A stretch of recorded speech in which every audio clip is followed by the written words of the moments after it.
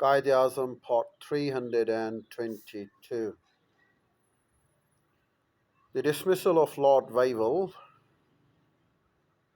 Panderal Moon in his biography of Wavell wrote 1973. Wavell urged the British government to fix a date for withdrawal and to make timely arrangements for an orderly retreat.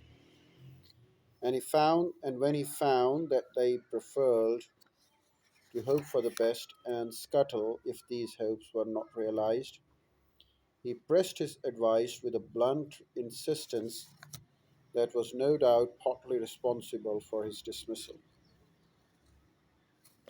In the end, the British government agreed to fix a date and took credit for this bold and courageous move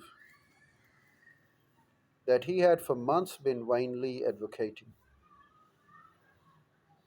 And so the wheel had come full circle.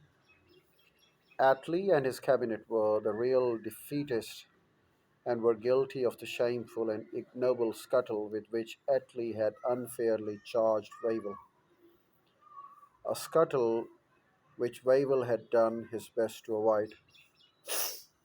For as far back as 30 May 1946, Wavell had advised HMG that a policy of immediate withdrawal of our authority, influence, and power from India unconditionally would, to my mind, be disastrous and even more fatal to the tradition and morale of our people and to our position in the world than a policy of repression. I could not consent to carry out such a policy.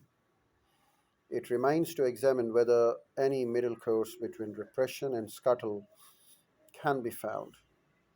If we are unable to persuade Indians to agree to a peaceful settlement of their constitution, the middle course was breakdown plan again in a note dated 2 December 1946 for discussion with the Prime Minister and other ministries in England.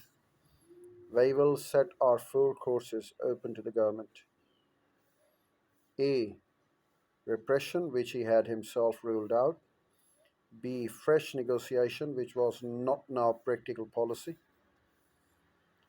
C. To surrender to Congress as a majority party. I do not think this is honorable or wise policy. It will end British rule in India in discredit and eventually an ignominious scuttle or dismissal by the Congress.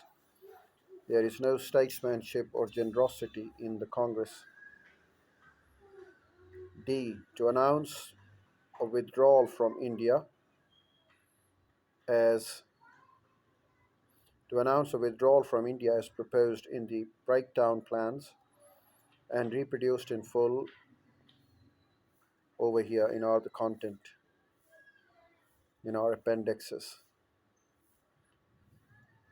But it was too late. The Labour government had neither the stomach nor the will to stay with the logic of Wavell's gradualism as proposed in his breakdown plan, a plan that would certainly have minimized the killing that followed the scuttle. Attlee's justification for that rather graceless withdrawal of the Viceroy of India is not tenable. Besides, the later Labour government too wanted to exit India quickly, ironically, exactly what Mountbatten later proposed.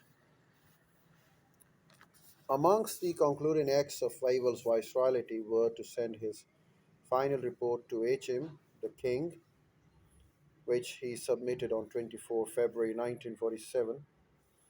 He then also broadcast his farewell message to India over All India Radio on 21 March 1947. Both these are worthy of being reproduced in full. The first, an objective and analytical summation of his term as Viceroy, and the broadcast of moving farewell to a land, its people, its soldiers, to all of whom he had given so much affection. To His Majesty the King, the Viceroy's House, New Delhi, 24 February 1947, the final report.